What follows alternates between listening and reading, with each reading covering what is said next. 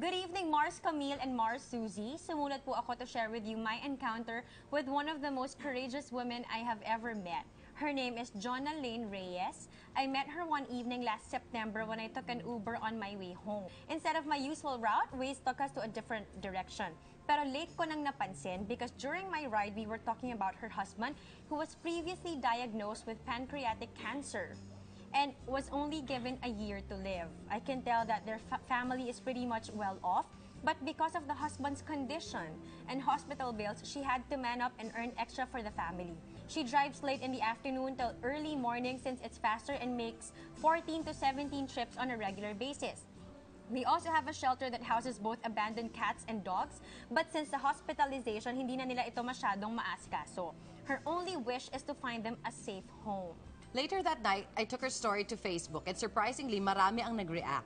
Jonna Lane added me on Facebook and said that people have endlessly messaged her, reaching out about her shelter for the animals, and some were well-wishers and encouragers. Sadly, mga Mars, last October, Jonna Lane's husband succumbed to eternal sleep. My only intention that time was just to share how strong she is despite all these things happening to her. I didn't know where my post would go and why for some reason Waze took a different route that night. All I know is there are some people who have looked death in the eye and dare to move forward are never the same again. And it is our responsibility to lend a hand or an ear to take them closer to where they should be as human beings. Thank you for reading my letter, mga Mars. Hopefully, mas marami pang ma-inspire sa kwento ni Jonna Lane. Respectfully yours, Angela Remesio. Wow. Bago ang lahat, isang mahigpit na yakap para sa'yo. Kasi nakarelate naman ako sa kanya, naiyak tuloy ako.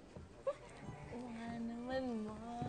Kaya it's really very brave of you to continue kasi it's really hard to be working at the same time taking care of someone or of a husband who is also sick. And syempre parang kailangan mong isipin na kailangan mong mag-provide for the family and for other things na responsibilidad mo na ngayon bigla, 'di ba, mag-isa.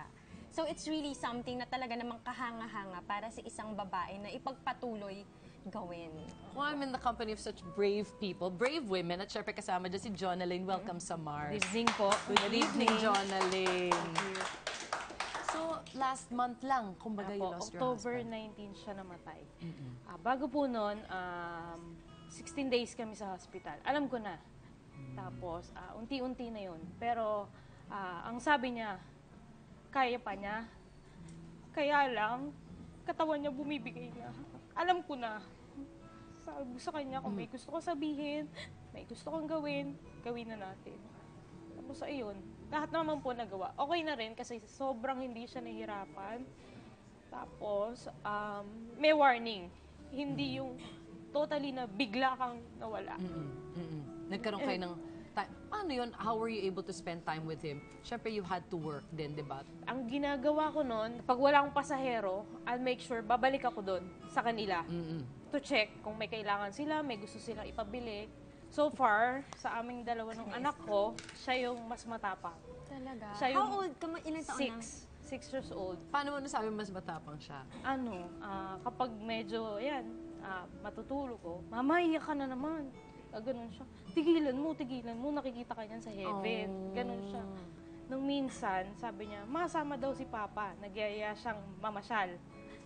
Tapos sabi ko, ha? Sabi ko, anong sama si Papa sinasabi mo? Sabi ko sa kanya, ganun. Sabi niya, ganun. Andun si Papa sa bed, nakaupo. Parang anghel mo si Angela, no? Opo, lahat po. Sa totoo lang, lahat po ng may pangalang Angel. Kasi po, yung kasama ko naman sa hospital na nagbabantay sa husband ko, Angel din yung name. Talaga? Ang dami mong guardian angel. Oo, yan. Saka alam ko naman din na, yun, may mission pa ako. Na yun nga yung mga alaga namin. Siyempre, wala na yung asawa mo, paano yun yung mga alaga niya, ganyan.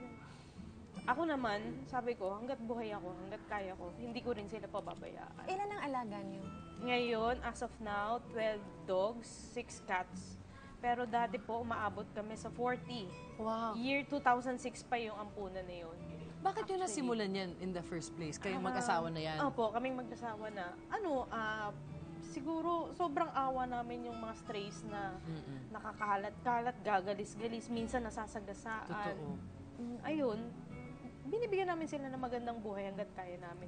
Tapos, nung nalaman namin na may sakit siya, ayun, unti-unti rin silang namamatay. Parang Totoo pong nagsasalba sila. Naniniwala ako. Tapos may Parang time din kinukuha na, nila. Totoo. May time din na sobrang alanganin siya. Alam mo na, akala ko yun na. Pag uwi ko sa ampunan, nakita ko may patay.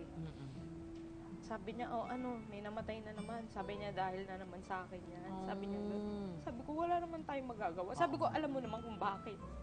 Sabi ko, syempre siguro, yun yung way nila na masuklian nila yung kabutihang nagawa natin. Syempre, hindi naman lahat kasi may intindihan na yung ginagawa namin. Majority, hindi. Bago nun, nakakuha kami ng lot sa Bulacan.